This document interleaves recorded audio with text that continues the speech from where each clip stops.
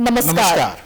Prime समाचारमा स्वागत छ। म संगीता कटुवाल र म सरोज कोइराला। सुरु गरौं अहिलेसम्मका प्रमुख समाचारबाट।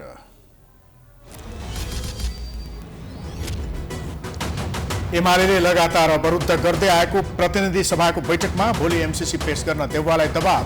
टेबल नगर्ने पक्षमा सभामुख, प्रचण्डको बचाउ गर्दै माओवादी। स्थानीय तहको निर्वाचनको तयारीमा जुटे आयोग र सुरक्षा निकाय। समिति बनाएर खर्चको लेखाजोखा तयार पारिने। मतदाता नामावली संकलन स्थगित। केही दिनमै दल दर्ता आह्वान। एकता महाधिवेशनमा पराजित कमल थापाले छोडे राप्रपा। भुले कार्यकर्ता माझ गीता छोएर खाएको कसम। फुटबाट बचाउन मध्यमार्गी नेताहरू सक्रिय। नयाँ हिन्दूवादी पार्टी खोल्न तयारी। नेपाल बाल संगठनको अरबौंको जग्गा व्यापारीको कब्जामा। पुनरावलोकन गर्न खोज्दा व्यवसायी नै सम्पर्कविहीन। कानूनी उपचार खोज्ने बाल संगठनको तयारी। नेपालमै मल कारखाना स्थापनाका लागि प्रविधि सार्वजनिक। डाबर नेपालको 10 अर्बको थप लगानी स्वीकृत। लगानी बोर्डको सौर्य ऊर्जा उत्पादनमा विशेष जोड। फेसबुकको सक्रिय प्रयोगकर्ताको संख्यामा कमी आउँदै। संस्थापक मार्क जुकरबर्ग संसारका सबैभन्दा 10 धनीको सूचीमा बाहिर। एसियाका सबैभन्दा धनी अम्बानीलाई। र 2020 विश्वकप अन्तर्गतको ग्लोबल छनौटमा सहभागी नेपाली क्रिकेट टोली आज ओमान प्रस्थान। फेब्रुअरी 18 मा नेपाल र ओमान बीच प्रतिस्पर्धा हुने।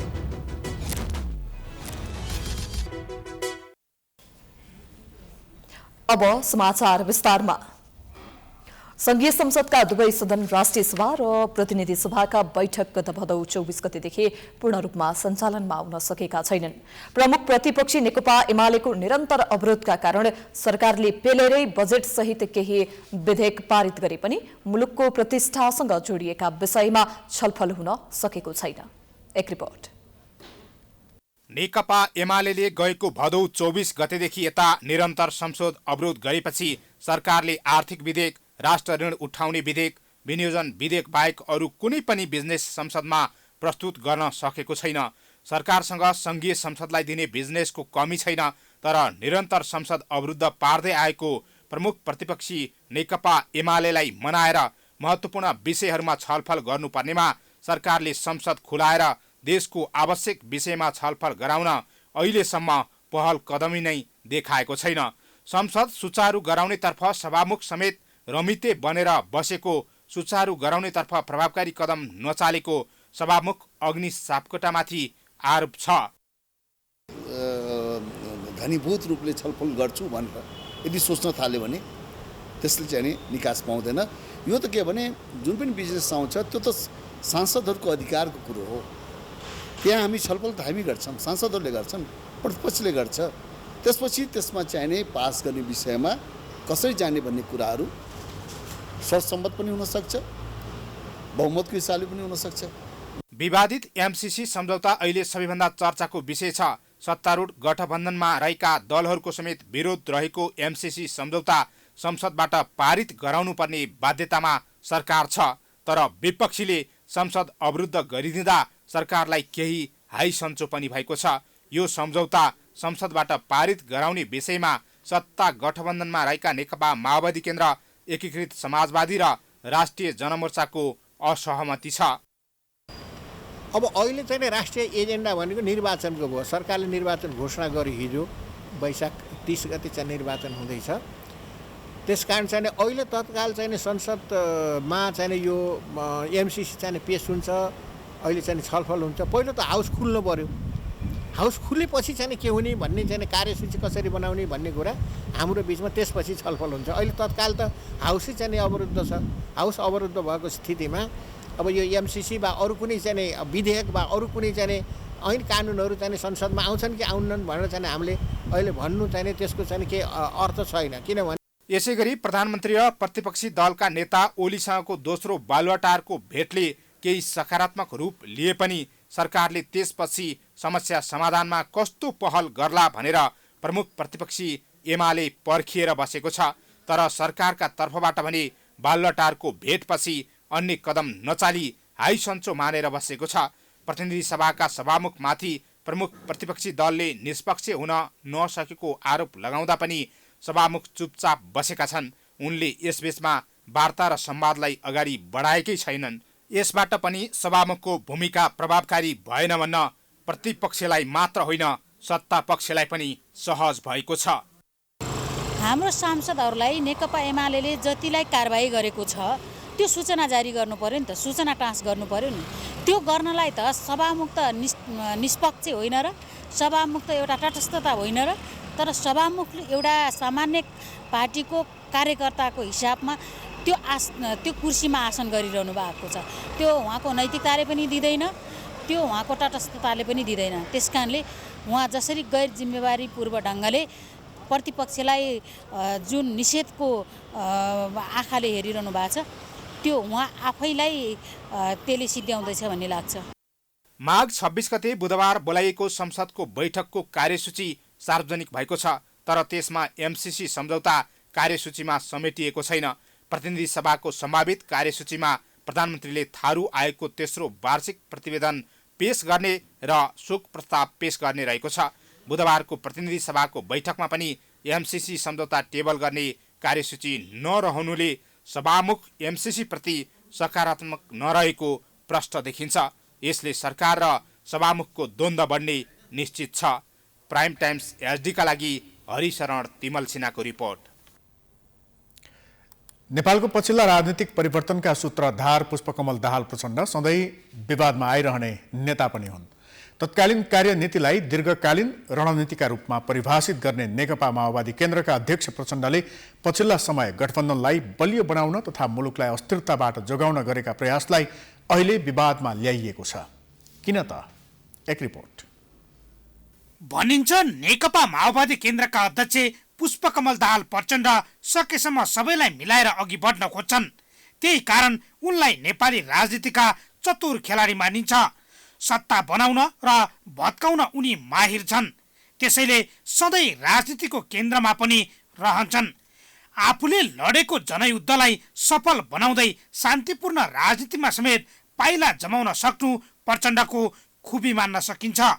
गणतन्त्र स्थापनादेखि हरेक परिवर्तनका सूत्रधार समेत उनै प्रचण्ड हुन्। 2062-63 को जनआन्दोलन सफल भए यताका केहीलाई अपवाद मान्यो भने अधिकांश सरकार प्रचण्डको साथ र सहयोगमा बनेका छन्, भत्केका छन्। 2072 सालमा संघीय गणतान्त्रिक नेपालको संविधान जारी भए यता हरेक सरकार उनको सहयोग मात्रै बनेका छन्। यो अवधिमा उनले दुई पटक केपी शर्मा ओली र शेरबहादुर देउवालाई प्रधानमन्त्री बन्न सहयोग गरे भने एकपटक आफै प्रधानमन्त्री बने। यही अवधिमा नेपाली राजनीतिमा सबैभन्दा गिजोलिएको विषय बन्यो एमसीसी सम्झौता। एकदम सफा सपाट र जे छ आफ्नो दिलमा जे छ त्यही कुरा भन्ने व्यक्ति हो। उहाँले दुईटा कुरा चाहिँ भन्नुहुन्न। एमसीसीको बारेमा हाम्रो आठौँ राष्ट्रिय महाधिवेशनले जुन कुरा चाहिँ भनेको छ त्यसमा उहाँ चाहिँ अडिग हुनुहुन्छ। हामी चाहिँ त्यसमा स्पष्ट छ। देउवालाई अपवाद मान्यो भने नेपाली राजनीतिका सबै शीर्ष नेताले सत्तामा रहँदा समर्थन जनाएको र सत्ता बाहिर छँदा विरोध जनाउने विषय बनेको छ एमसीसी सम्झौता। तत्कालीन नेकपाको राजनीतिलाई तताउँदै पार्टी विघटनसम्म लगेका केही विषय मध्ये एक थियो यही एमसीसी सम्झौता। यही विषयले अहिले 5 दलीय सत्ता गठबन्धनलाई समेत समस्यामा पारेको छ। तर अन्य नेता भन्दा प्रचण्डको चतुर्याइका कारण गठबन्धनमा न बाँझो हाल्न सकिएको छ न त अमेरिकाले आफ्नो अनुदान सहयोगलाई फिर्ता लैजाने निर्णय नै गर्न सकेको छ। सायद प्रधानमन्त्री देउबा र प्रचण्डले एमसीसीलाई संसदबाट पारित गर्ने आग्रहसहित पत्र नपठाएको भए नेपालले इतिहासमै पाउन लागेको सबैभन्दा ठुलो अनुदान सहयोग फिर्ता भइसक्ने थियो। देउवाजीको दृष्टिकोणले त उहाँ त पक्षधर हो, पास गर्ने पक्षधर हो। अब हाम्रो पार्टीको नेतालाई चाहिँ त्यो बाध्यता थियो भन्नु, बाध्यता हुन्छ कुनै बेला कि मतलब, र त्यो हाम्रो नेताले टाइम लिन खोजेको हो, समयमा त सार्न भर्खर सरकार बनेको थियो। कतिपयले प्रधानमन्त्री देउबा र प्रचण्डले कूटनीतिक मर्यादा बिर्सिएर अमेरिकालाई पत्र पठाएको आरोप लगाइरहेका छन् भने कतिपयले प्रचण्डले अमेरिकासँग एउटा र जनता सामु अर्को कुरा बोलेर दोहोरो चरित्र प्रदर्शन गरेको आरोप समेत लगाएका छन्। तर कतिपयले सत्ता गठबन्धनलाई जोगाएर मुलुकको राजनीतिलाई अस्थिर बन्न नदिने प्रयास स्वरूप प्रचण्डले अमेरिकी सरकारलाई पत्र लेख्नु जायज रहेको तर्क गर्ने गरेका छन्। किनकि प्रचण्डले कहिल्यै एमसीसी नेपालका लागि अनावश्यक भएको बताएका छैनन्। उनले अमेरिकालाई पठाएको पत्रमा समेत थप अध्ययनपछि गठबन्धनलाई विश्वासमा लिएर एमसीसी संसदबाट पारित गराउने कुरा उल्लेख छ। उनको धारणामा अमेरिकाले नेपाली राजनीतिक दल र जनताको चासोलाई सम्बोधन गर्दै आवश्यक संशोधन वा विवादित बुदालाई थप स्पष्ट पारेपछि एमसीसी पारित गर्न सकिन्छ भन्ने रहेको उनी नजिकै नेताहरू बताउँछन्। राष्ट्रिय सभाका सदस्य वामदेव गौतमले एमसीसी सम्झौतापछि नेपाली जनताले अमेरिकाप्रति गम्भीर आशंका व्यक्त गरेको हुँदा फिर्ता लैजान आग्रह गरेका छन्। मंगलबार एक विज्ञप्ति जारी गर्दै पूर्व उपप्रधानमन्त्री समेत रहेका गौतमले एमसीसीले गर्दा नेपालमा जनमत विभाजन हुने र यसले अहित गर्ने बताउँदै यसकै कारण छिमेकी मुलुकहरूसँग सम्बन्ध बिग्रने आशंका उत्पन्न भएको उल्लेख गरेका छन्। संसदबाट एमसीसी पारित गर्न राजनीतिक दलहरूबीच छलफल भइरहेको अवस्थामा गौतमले यो मुद्दामा धारणा राखेका हुन्। नेकपा एमालेका पूर्व उपाध्यक्ष समेत रहेका गौतमले नेकपा एकता राष्ट्रिय अभियानको संयोजकको हैसियतमा विज्ञप्ति जारी गरेका छन्। तत्कालीन नेकपा विघटनपछि उनले आफै संयोजक रहेर नेकपा एकता राष्ट्रिय अभियान गठन गरेका थिए। गौतमले विज्ञप्तिमा एमसीसीको कार्यान्वयनबाट नेपालको स्वतन्त्रता र सार्वभौमिकतामा आँच पुग्न सक्नेतर्फ शंका गर्न थालिएको हुँदा तत्काल एमसीसी परियोजनाले नेपालको हितभन्दा पनि जनमतको विभाजनका कारण गम्भीर अहित हुने अवस्था सिर्जना हुने देखिएको दावी गरेका छन्। साथै उनले नेपाल सरकार र अमेरिकी सरकारसँग एमसीसी परियोजना फिर्ता गर्न अनुरोध समेत गरेका छन्।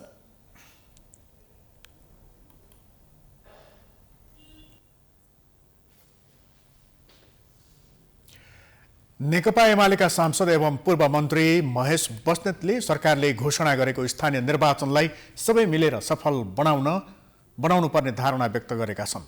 रिपोर्टर्स क्लबमा आज भएको साक्षात्कारमा बोल्दै नेता बस्नेतले सरकार र सत्ता गठबन्धनले चुनाव सार्न खोजे पनि एमालेको दबावमा चुनाव घोषणा गर्न बाध्य भएको धारणा राखे।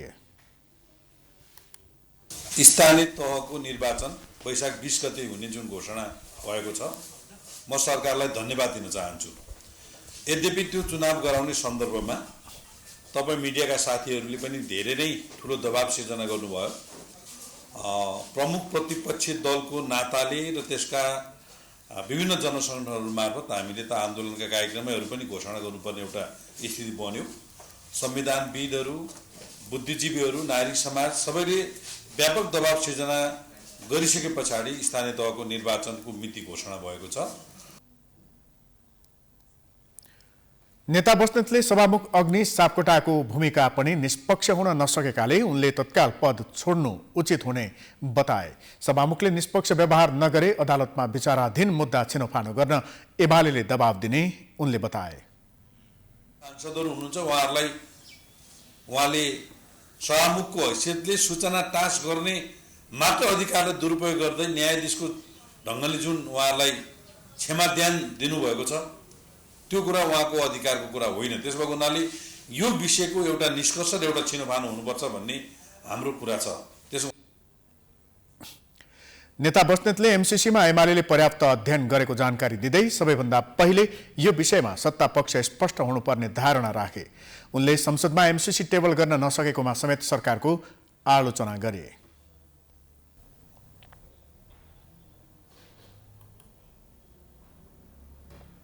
सरकारले वैशाख 30 गते एकै चरणमा चुनाव गर्ने घोषणा गरेपछि निर्वाचन आयोग, नेपाल प्रहरी लगायत अन्य निकाय चुनावको तयारीमा लागेका छन्। उनीहरूले समिति नै बनाएर चुनावको कार्यविधि लगायतका काम अगाडि बढाएका छन्। एक रिपोर्ट। स्थानीय तहको चुनावका लागि 94 दिन मात्र बाँकी भएका बेला चुनावसँग सम्बन्धित सबै निकायले तदारुकताका साथ आफ्नो कामलाई अगाडि बढाएका छन्। 120 दिन अगाडि नै स्थानीय चुनावको मिति घोषणा गर्न आग्रह गरेको निर्वाचन आयोगले अब भने फास्ट ट्र्याक मार्फत आफ्नो काम अगाडि बढाएको छ। 2074 को निर्वाचन भन्दा अहिले मतदाताको संख्या पनि बढ्ने तथा मतदान केन्द्र लगायत अन्य जनशक्ति तथा स्रोत साधनको संख्यामा पनि वृद्धि हुने निर्वाचन आयोगले जनाएको छ। 2074 सालको चुनावमा 1,54,00,000 मतदाता रहेकोमा यो चुनावमा भने करिब 20 लाख मतदाता थपिने आयोगको अनुमान छ। आयोगले सबै गरी खर्च व्यवस्थापनका लागि भनेर अनुमानित 12 अर्बको निकासा गर्न सरकारसँग माग गरिसकेको छ। त्यसबाहेक अन्य कार्यतालिका, मतदाता शिक्षा लगायतका विषयमा कार्यविधि बनाउनका लागि 3वटा निर्वाचन कार्यविधि मस्यौदा समिति बनाएर आयोग अगाडि बढेको छ। त्यसबाहेक चुनावका लागि आवश्यक करिब 56 प्रकारका सामग्री खरिद पनि फास्ट ट्र्याकबाट गर्ने तयारी निर्वाचन आयोगको छ। 4 महिनाको 3 महिना भनेको 25% समय हामीलाई कम भयो। 25% समय कम हुँदाखेरि अब हामीले धेरै कुराहरू फास्ट ट्र्याकमा जानुपर्ने हुन्छ। फास्ट ट्र्याकमा जाँदाखेरि तपाईँले किन्नुपर्ने सामग्रीहरूलाई यथेष्ट प्रतिस्पर्धा हुन नसक्ने, तपाईँले 30 दिनको म्याद दिनुपर्ने ठाउँमा हामी 15 दिनको दिनुपर्ने हुन्छ। 15 दिनको समयमा जति भेन्डरले कम्पिटिसन गर्नुपर्ने हो ती भेन्डरले कम्पिटिसन गर्न नसक्छन्। त्यसले गर्दा हामीलाई 1 करोडमा आउनुपर्ने सामान 1.25 करोड लाग्न सक्छ, एउटा कुरा भने। अर्को कुरो, यो भइरहेको मेन पावरले हामीलाई काम गर्न नपुगेपछि हामीले बाहिरबाट अरू यहाँ मेन पावर ल्याउनु पर्ने हुन्छ। निर्वाचन आयोगले यो पटकको चुनावमा विदेशमा बस्ने नेपालीले मत दिन नमिल्ने पनि जानकारी दिएको छ। त्यसबाहेक निर्वाचन सहयोगका लागि विभिन्न दात्री संस्थालाई बोलाएर छलफल गर्ने आयोगको भनाइ छ। उता शान्ति सुरक्षाका लागि नेपाल प्रहरीले पनि तयारी तीव्र बनाएको छ। अहिलेसम्म एकिन खर्चको अनुमान नगरेको नेपाल प्रहरीले गत पुसमा 14 अर्ब लाग्ने जनाएको थियो। त्यस्तै म्यादी प्रहरी, सवारी साधनको संख्याको विषयमा पनि प्रहरीले छलफल थालेको छ।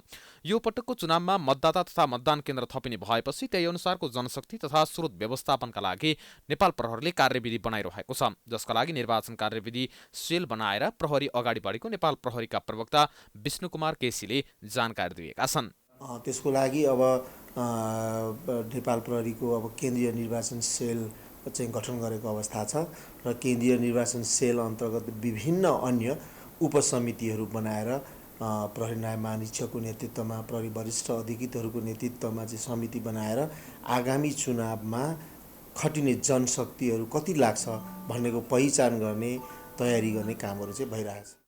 निर्वाचन आयोग र नेपाल प्रहरीले आवश्यक तयारी गरिरहेका बेला उता अर्थ मन्त्रालयले पनि बजेट व्यवस्थापन कार्यमा लागि परेको छ। त्यस्तै गृह मन्त्रालय पनि शान्ति सुरक्षा लगायत अन्य व्यवस्थापनका लागि तीव्र रूपमा अगाडि बढेको छ। सरकारले चीनसँगको सीमा विवादलाई लिएर यथार्थ बाहिर ल्याउने जनाएको छ। मन्त्री परिषदका निर्णय सार्वजनिक गर्न आयोजित पत्रकार सम्मेलनमा सरकारका प्रवक्ता तथा सञ्चार मन्त्री ज्ञानेन्द्र बहादुर कार्कीले उक्त कुरा बताएका हुन्। चीनसँगको सीमा विवादबारे सोधिएको प्रश्नमा प्रवक्ता कार्कीले रिपोर्ट र वास्तविकताको आधारमा चाँडै सरकारले चीनसँगको सीमा विवादबारे यथार्थ बाहिर ल्याउने बताएका थिए। सरकारले भारत र चीनसँगको सीमा समस्यालाई कूटनीतिक माध्यमबाट समाधान गर्ने समेत प्रवक्ता कार्कीले बताए। सरकारले आधिकारिक धारणा सार्वजनिक गर्छ र हाम्रो सीमा चाहे भारतसँग होस् चाहे चीनसँग होस्, सीमामा कुनै समस्याहरू छन् भने ती समस्याहरूलाई हामी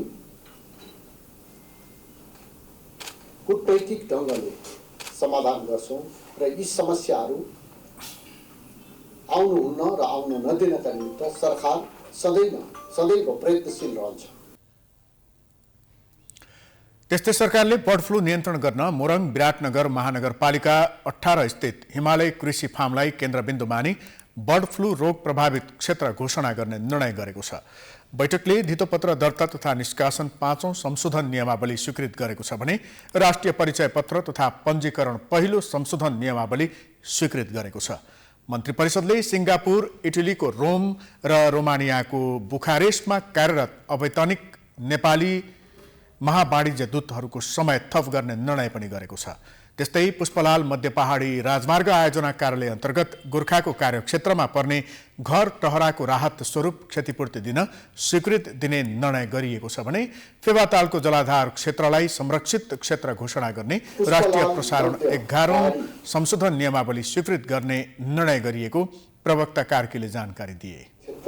गोर्खाको कार्यक्षेत्रभित्र पर्ने नुवाकोटको जिल्लाको सडक सीमाभित्र परेका 3वटा घर टहराको राहत स्वरूप क्षतिपूर्ति उपलब्ध गराउन स्वीकृति प्रदान गर्ने। मन्त्री परिषद बैठकले नसर्ने रोगको रोकथाम र नियन्त्रणका लागि बहुक्षेत्रीय कार्ययोजना स्वीकृत गर्ने निर्णय पनि गरेको छ। त्यस्तै सोमबारकै मन्त्री परिषद बैठकले स्थानीय तहको निर्वाचन आगामी वैशाख 30 गते एकै चरणमा गर्ने निर्णय गरेको थियो।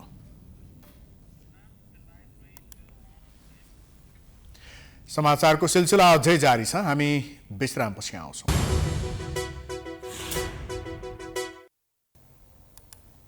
विश्रामपछि स्वागत छ। अब बाँकी समाचार।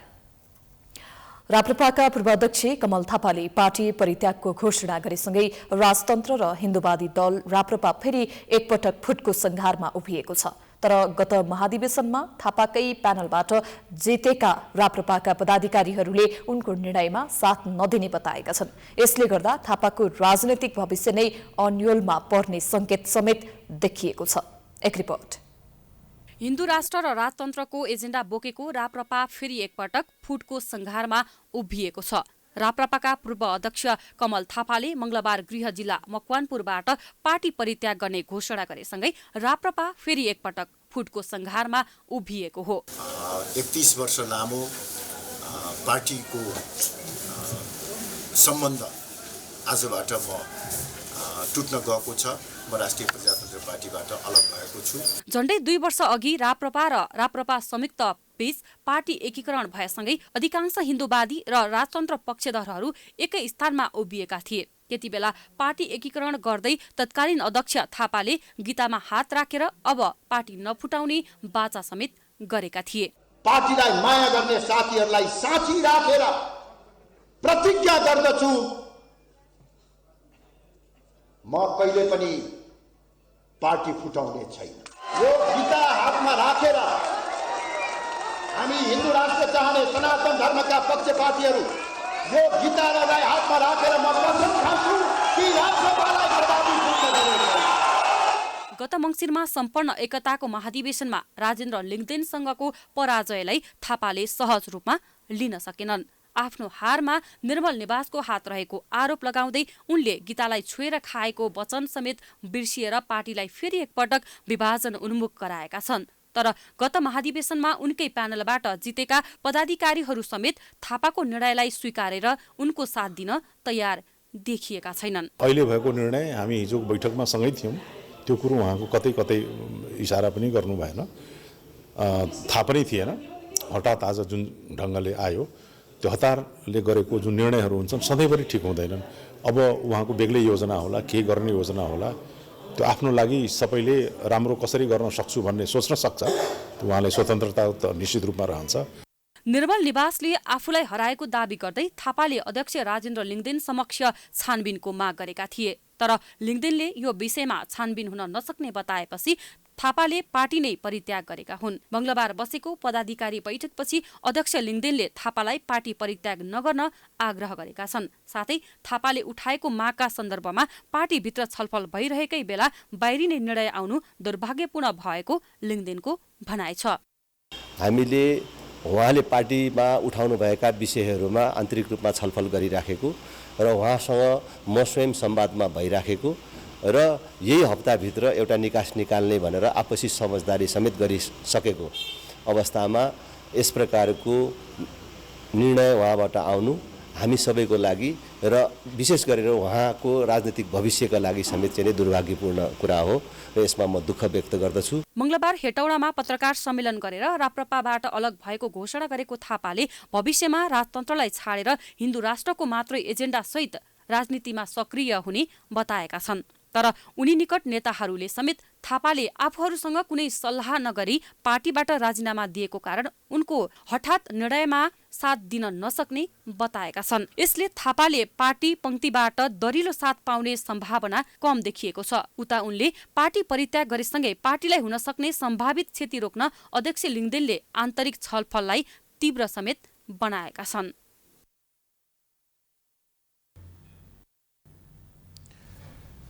स्थानीय तहको निर्वाचन घोषणा भएसँगै कमल थापाले राप्रपा छाडेका छन्। पार्टीबाट थापाको बहिर्गमनसँगै पार्टीमा तरङ्ग पैदा भएको छ। विगत लामो समयदेखि निरन्तर टुटफुटको श्रृङ्खलाबाट गुज्रिएको पार्टीलाई चुनावको मुखमा थापाको बहिर्गमनले हानि पुर्याउने देखिन्छ। एक रिपोर्ट। अत्यन्त भारी मन तथा पीडाबोधका साथ मैले राष्ट्रिय प्रजातन्त्र पार्टीबाट अलग हुने निर्णय गरेको छु। 31 वर्ष राप्रपामा रहँदा बिताएका क्षणहरूप्रति म गौरव गरिरहनेछु। राप्रपाका कुनै पनि साथीहरूसँग मेरो वैरभाव छैन, सबैको भलो होस् भन्ने कामना गर्दछु। कमल थापाले यो प्रेस विज्ञप्ति र यो ट्विट गरेसँगै राप्रपा पार्टीमा एक किसिमको हलचल पैदा भएको छ र यो निर्णयले यो पार्टीमा एक किसिमको तरङ्ग ल्याएको छ। कमल थापा जसको नामबाट राष्ट्रिय प्रजातन्त्र पार्टीलाई चिन्ने गरिन्थ्यो, यो एउटा पहिचान भएको नाम हो कमल थापा र कमल थापाले राष्ट्रिय प्रजातन्त्र पार्टीबाट आफू अलग भएको सार्वजनिक गरेसँगै यहाँ प्रजातन्त्र पार्टीको यो हलमा यतिखेर बैठक चलिरहेको छ। पार्टीका नेताहरू आगामी रणनीति तय गर्नका निमित्त यहाँ बैठकमा छन्। निवर्तमान अध्यक्ष कमल थापाले पार्टी परित्याग गरिसकेपछि नेताहरूका प्रतिक्रिया भने मिश्रित खालका छन्। यो घटनाबाट कोही पनि राप्रपाका नेता कार्यकर्ता र शुभेच्छुक साथीहरूलाई नातिन नहर बढाउन म हार्दिक अनुरोध गर्छु। कतिजनाले छाडेर जान खुट्टा उचालेका छन् यतिखेर? अब यो विषय पछि कुरा गरौँ। हेर्नुहोस्, हामीले हिजो मात्र भेलामा उहाँले भन्नुभएको थियो एकदम समय छैन मसँग, 99% म यो पार्टीमै बसेर काम गर्न चाहन्छु। 1% मात्रै हो दुर्घटनाको पक्ष भनेको, तर यो तपाईँहरूको हातमा छ, तपाईँहरूको अध्यक्षको हातमा र तपाईँहरू पदाधिकारीको हातमा छ। चुनाव घोषणा हुनुभन्दा अगाडि तपाईँहरूले निर्णय लिनुहोस् यो विषयमा भन्ने कुरा उहाँले जानकारी गराउनु भएको थियो। मलाई व्यक्तिगत भन्नुपर्दा यो उहाँको निर्णयले म चाहिँ एकदम दुखित भएको छु। निर्मल निवासले पनि, निर्मल निवासका सचिवहरूले पनि त्यसलाई प्रत्यक्ष अप्रत्यक्ष रूपमा भूमिका खेल्नुभयो। उहाँले आफ्नो मन खुसीले छाड्नु भएको भन्दा पनि पार्टीको अहिलेसम्मको महाधिवेशन पछिका सृजित अवस्था, महाधिवेशन अगाडि खेलिएका खेलहरू र कमल थापालाई एउटा जसरी पनि राप्रपाबाट साइड लगाउनुपर्छ, राप्रपाबाट पन्छाउनुपर्छ भनेर एउटा जुन खेलिएका चाहिँ एउटा घृणित खेलबाट उहाँले चाहिँ टाढा रहने निर्णय गर्नुभएको। निवर्तमान अध्यक्ष कमल थापाको यो त्यही कोठा हो जहाँ अहिलेका अध्यक्ष राजेन्द्र लिङदेन यो कोठामा प्रवेश गर्ने छैनन्, अथवा भनौँ उनले सार्वजनिक घोषणा नै गरेका थिए पत्रकार सम्मेलन मार्फत नै कि म यो कुर्सीमा बस्ने छैन, कमल थापाको यो कुर्सी र यो कोठा सुरक्षित छ भनेर। तर कमल थापाले अब पार्टी परित्याग गरिसकेका छन्। कमल थापा सम्भवतः अब यो कुर्सीमा बस्ने छैनन् र यो कोठामा पस्ने छैनन्। विपन्न तथा अनाथ बाल बालिकाको हक हित तथा सुरक्षाको लागि स्थापना भएको नेपाल बाल संगठनको जग्गा संगठनका पदाधिकारी र व्यापारिक घरानाको मिलेमत्तोमा व्यापक दुरुपयोग हुँदै आएको छ। नेपाल बाल संगठनका अधिकांश जग्गा लिजमा दिएको छ, तर निकै कम मूल्यमा। यो विषयमा नेपाल बाल संगठनले पुनरावलोकन गर्न खोजे पनि व्यवसाय तयार नहुँदा कौडीको भाउमा ती जग्गा प्रयोग भइरहेको छ। एक रिपोर्ट। नेपाल बाल संगठनले आफ्नो खर्च व्यवस्थापनको लागि विभिन्न ठाउँका जग्गा भाडामा लगाएको छ। केही वर्ष अगाडि नै सम्झौता भएका ती जग्गाको दर भने कौडी सरह छ। तत्कालीन कार्य समितिले विभिन्न मितिमा ती जग्गाहरू बिना प्रतिस्पर्धा भाडामा दिएको हो। संगठनका विभिन्न स्थानमा रहेको जग्गामध्ये बृहस्पति विद्या सदनले 29 रोपनी कौडीको मोलमा उपभोग गरिरहेको छ। यस्तै टेकुमा रहेको 1 रोपनी भन्दा बढी र जाउलाखेलमा रहेको 8 रोपनी भन्दा बढी जग्गा पनि तत्कालीन कार्य समितिले सस्तो दरमा भाडामा दिएको छ।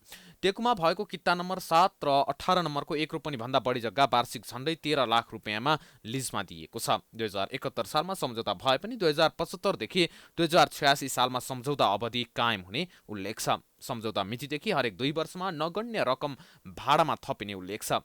तर त्यति धेरै जग्गाको 2086 सालमा समेत प्रतिवर्ष जम्मा 18,06,000 संगठनलाई उपलब्ध हुने सम्झौतामा उल्लेख छ। त्यो जग्गा फेयर इन्टरनेसनलले लिएर दर्जनौं सटर निर्माण गरेर भाडामा लगाएको छ भने कनक पेट्रोल पम्पले पनि जग्गा भाडामा लिएको छ। त्यति सस्तो रकममा भाडामा लगाइएको पाइएपछि वर्तमान कार्य समितिले पुनरावलोकनका लागि गरेको आग्रह व्यवसायीले अस्वीकार गर्दै आएका छन्। टेकोको अवस्था पनि हामीले पत्राचार गर्यौं। हामीले भेट्नलाई अहिले पनि मिटिङको लागि हामीले कल गरेका छौं। काठमाडौँ जिल्लाका तत्कालीन सभापतिले सम्झौता गरेर कौडीको मूलमा दिएको देखिन्छ। एकदमै सस्तोमा त्यस्तो हाइवेको जग्गा जो कहिले पनि अब तपाईँले भन्नुभयो कनक ट्रेडर्स कसले थाहा पाउँदैन, त्यत्रो पेट्रोल पम्प छ।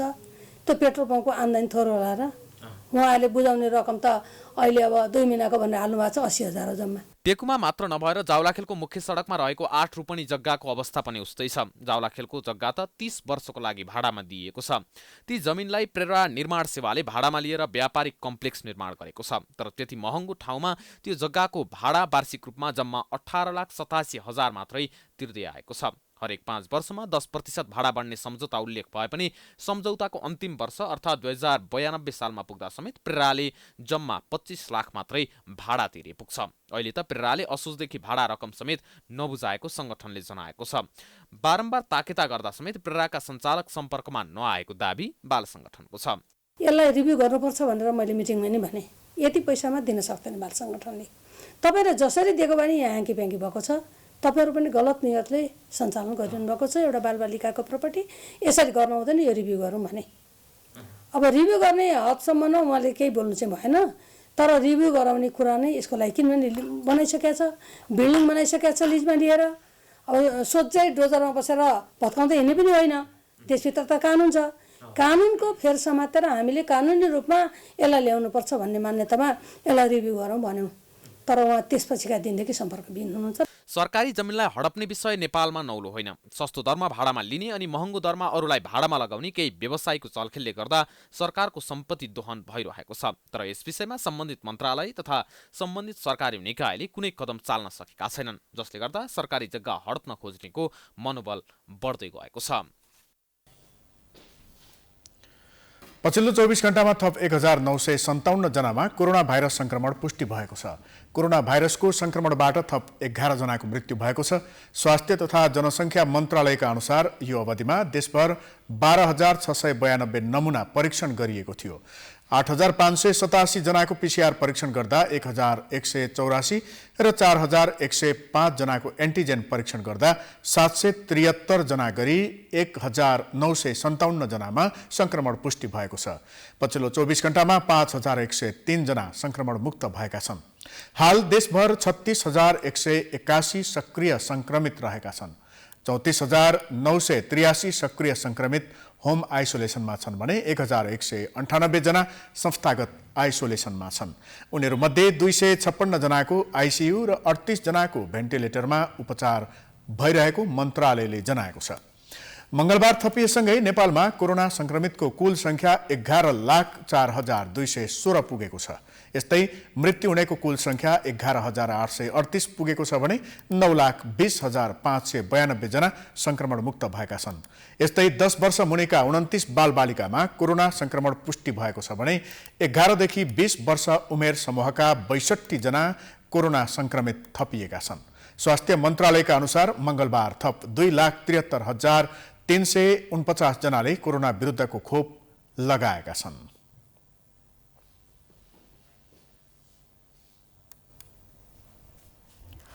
श्रम, रोजगार तथा सामाजिक सुरक्षा मन्त्री कृष्ण कुमार श्रेष्ठ सबै प्रक्रिया बुझेर मात्र वैदेशिक रोजगारमा जान सुझाव दिएका छन्।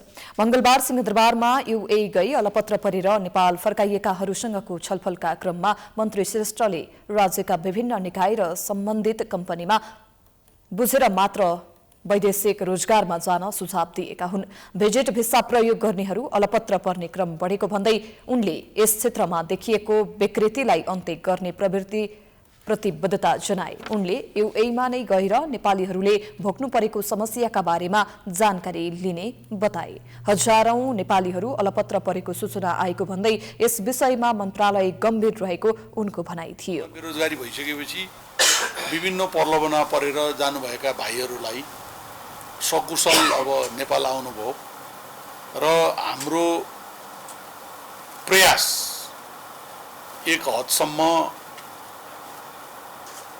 केही रूपमा सफल भएको छ। तर हजारौं तपाईहरु जस्ता भाइ बहिनीहरू अल्पत्र परेको अवस्था छ। त्यसकारणले आउने हप्ता म आफै दुबई जाँदैछु। छलफलका क्रममा युएबाट फर्केका पीडितहरूले म्यान पावरलाई भने बमोजिमको पैसा दिँदा पनि आफूहरूलाई अलपत्र पारेको गुनासो गरेका थिए। युएमा निकै कष्टकर रूपमा आफूहरूलाई राखिएको उनीहरूले बताए। उनीहरूले आफूहरूलाई अलपत्र पार्ने म्यान पावरलाई कडा कारबाही गर्न माग गरेका छन्। अर्काको देशमा गयौँ, गएर अहिले यसरी फर्किनु पर्दा हाम्रो लेख्नु बिग्रियो। यसले के गरेको छ भन्दाखेरि हाम्रो पछाडिका पिँढीहरू, हाम्रो पछाडिका 2 पुस्ता समेतको लाइफलाई चाहिँ बिगाडेको छ। त्यस कारणले गर्दा म के भन्न चाहन्छु भने अब यो कार्यमा संलग्न रहने जो कोही होस्, कसैलाई पनि एउटा कानुन छ, कानुन दायरामा आओस्। विभिन्न सरकार निकाय छन्, विभिन्न सरकार निकायमा के अनुरोध गर्न चाहन्छु भने यिनलाई यो प्रक्रिया अहिले त हामी फस्यौँ, हामी जस्तै अरू युवाहरूलाई पनि पछि पनि फसाउन सक्छन्। त्यसकारण यिनलाई एउटा कानुन सम्बद्ध दायरामा ल्याओस्। टोखास्थित ट्रिपल स्टार एम्प्लोइमेन्ट प्रणालीबाट पर्यटन भिसामा युए गई अलपत्र परेका नेपालीलाई 8 जनालाई उद्धार गरी नेपाल ल्याएको हो। युएको ग्लोबल सेक्युरिटी कम्पनीमा रोजगारी लगाइदिने भन्दै 12 जना नेपालीबाट 7,50,000 का दरले रकम लिएर युए पठाई अलपत्र पारेको उजुरीका आधारमा म्यानपावरका सञ्चालक भीम गुरुलाई मन्त्रालयले गठन गरेको मार्शल टोलीले पक्राउ समेत गरिसकेको छ।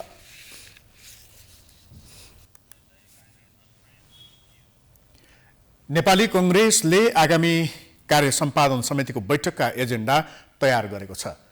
पार्टी कार्यालय सानेपामा मंगलबार बसेको कांग्रेस पदाधिकारी बैठकले माघ 27 गते बस्ने कार्य सम्पादन समितिको एजेन्डा तयार गरेको हो। कार्य सम्पादन समितिको बैठकमा स्थानीय तहको निर्वाचनको तयारी, 16 जिल्लाको अधिवेशन र भ्रातृ संस्थाका विषयमा छलफल हुने कांग्रेस प्रवक्ता प्रकाश शरण महतले जानकारी दिए। पदाधिकारी बैठकले तयार पारेको एजेन्डाका विषयमा पार्टी सभापति शेरबहादुर देउवासँग छलफल हुने र अन्तिम रूप दिने उनले बताए।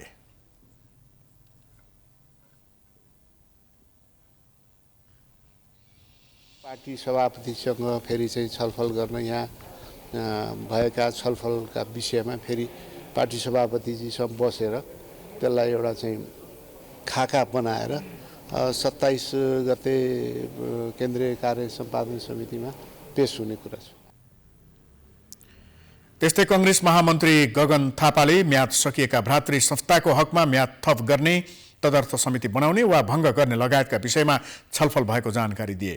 उनले पार्टी सभापतिसँग छलफल गरेर कार्य सम्पादन समितिको एजेन्डाले अन्तिम रूप पाउने बताए। बैठक बस्दैछ। त्यो केन्द्रीय कार्य सम्पादन समितिको बैठकमा हामी स्थानीय निर्वाचन जुन भर्खर सरकारले घोषणा गरेको छ, त्यो निर्वाचनसँग सम्बन्धित पार्टीका थुप्रै निर्णयहरू गर्नुपर्नेछ, समितिहरू बनाउनु पर्नेछ। त्यो विषयका बारेमा कसरी जाने भन्ने बारेमा के कुराकानी गऱ्यौँ। पदाधिकारीहरूको बिचमा छलफल गरेर त्यो बैठकलाई अलिकति सहजीकरण गर्ने एउटा हाम्रो प्रयास हो, जसले गर्दा त्यो सजिलोसँग बैठकभित्र एकमतबाट निर्णय हुन सकोस् भन्ने हो। कि प्राथमिक छलफल गरेका छौँ। भोलि फेरि हामी सभापतिसँग बस्छौँ र कार्य सम्पादन समितिको बैठकबाटै यी विषयहरूको बारेमा निर्णय हुन्छ। कांग्रेसले हालै मात्र 37 सदस्यीय कार्य सम्पादन समिति गठन गरेको थियो, जसको पहिलो बैठक 27 गते बोलाइएको छ। समाचारको सिलसिला अझै जारी छ, हामी विश्रामपछि आउँछौँ। विश्रामपछि पुनः स्वागत छ। अब आर्थिक समाचार।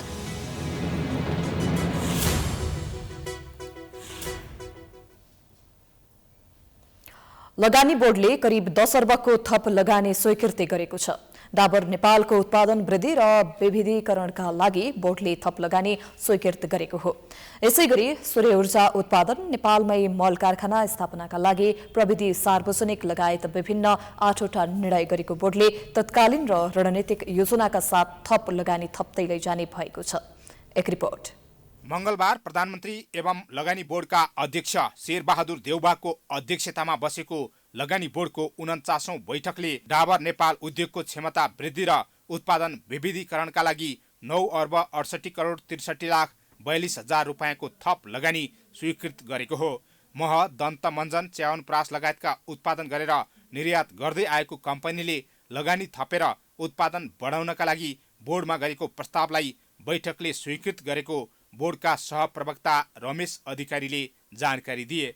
यसैगरी बोर्ड बैठकले सुदूरपश्चिमको डोटी र डडेलधुरामा 350 मेगावाटको अनुमानित 23 अर्ब रुपियाँ लगानी गर्ने परियोजना विकासमा सम्भाव्यता अध्ययनका लागि अनुमति प्रदान गर्ने निर्णय गरेको छ।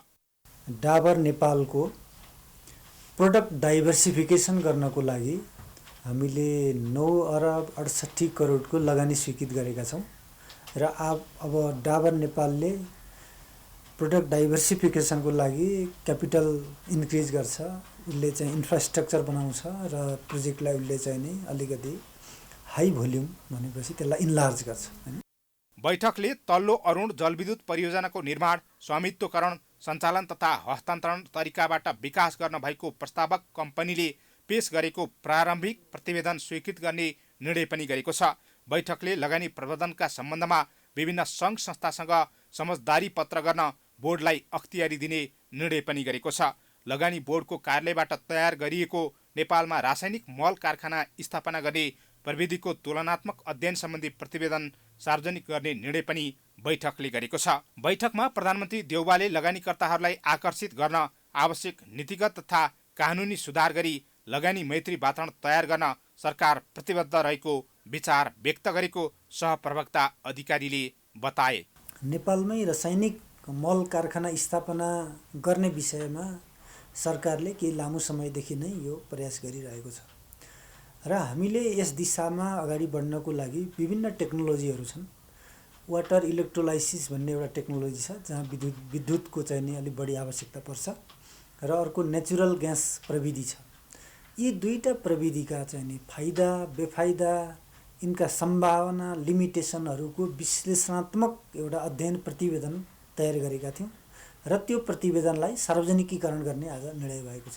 बोर्डले चालु आर्थिक वर्षमा करिब 80 अर्बको थप लगानी स्वीकृत गरिसकेको छ। अरू थप 5 जलविद्युतको करिब 80 अर्बका लगानी प्रस्ताव पाइपलाइनमा रहेको र स्वीकृत हुने चरणमा रहेका छन्। बोर्डको बैठक एक वर्षमा 6 पटक बस्नुपर्नेछ। प्रधानमन्त्री देउबा अध्यक्ष भएपछि बोर्डको यो दोस्रो बैठक हो। आर्थिक विकासका लागि लगानी बोर्डको कार्यालय तथा नेपाल सरकारका सम्बन्धित निकायले पूर्वाधार संरचनामा विविधीकरण गरी सम्भाव्यता अध्ययन सम्बन्धी कार्यहरूलाई तीव्र रूपमा अगाडि बढाउँदै परियोजना निर्माणमा जोड दिने भएको छ। प्राइम टाइम्स एचडीका लागि हरिशरण नेउपाने, काठमाडौँ।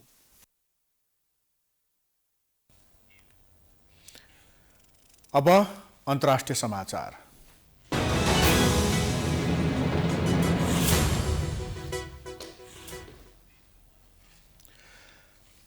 फेसबुक संस्थापक मार्क जुकरबर्ग संसारका सबैभन्दा धनीहरूको 10 सर्वाधिक फोप सूचीबाट बाहिरिएका छन्। फेसबुकको माउ कम्पनी मेटाको स्टक बजारमा गिरावटसँगै उनी 10बाट बाहिरिएर 13औं स्थानमा झरेका छन्। फोर्ब्सले जुकरबर्गको सम्पत्तिमा कमी आएर $80.3 बिलियन कायम भएको जनाएको छ। यसै साता फेसबुकका सक्रिय प्रयोगकर्ता घटेको सूचना सार्वजनिक भएसँगै मेटाको स्टक बजारमा गिरावट आएको थियो। दोस्रो सर्वाधिक धनी अमेजन मालिक जेफ बेजोस पनि तेस्रो स्थानमा झरेका छन्। बर्नार्ड आर्नल्ट र उनको परिवार धनीको दोस्रो सूचीमा प्रवेश गरेको छ। बिल गेट्स चौथो, ल्यारी पेज 5औं, वारेन बफेट 6औं, सर्जी ब्रेन 7औं, ल्यारी एलिसन 8औं, स्टिभ बाल्मर 9औं र मुकेश अम्बानी 10औं स्थानमा छन्। मुकेशको सम्पत्ति $90.3 बिलियन रहेको जनाइएको छ। अब खेलकुद समाचार।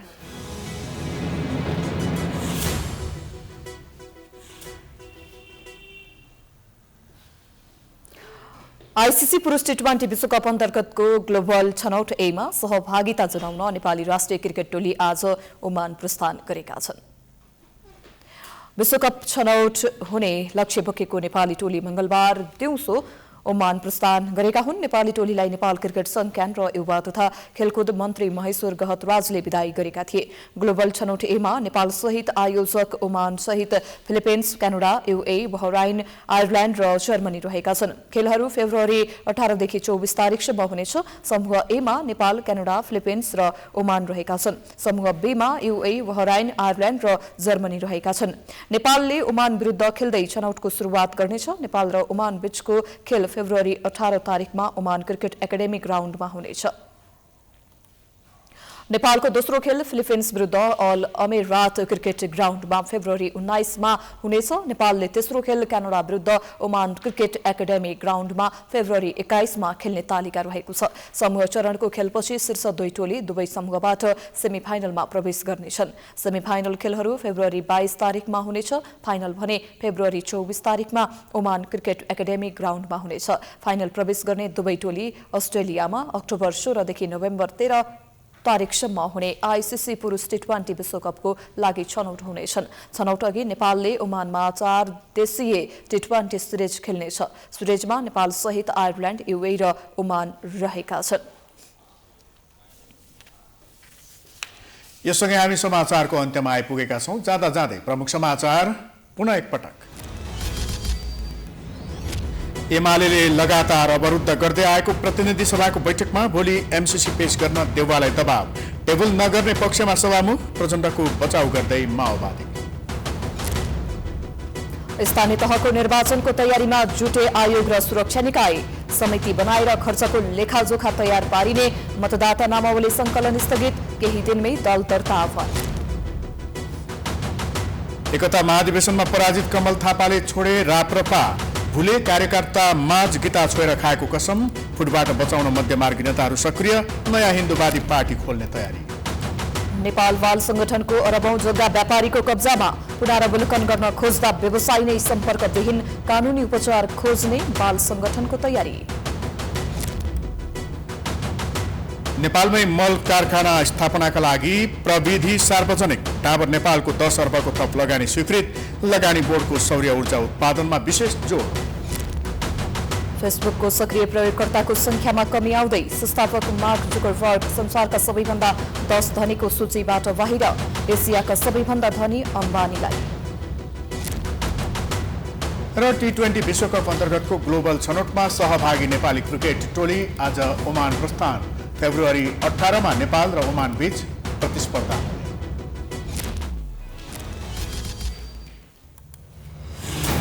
समाचार अहिलेलाई सकियो। यसपछिको प्रस्तुति जनता जान्न चाहन्छन् कृषि धमलाको साथ। हेर्दै गर्नुहोला प्राइम टाइम्स एचडी। नमस्कार।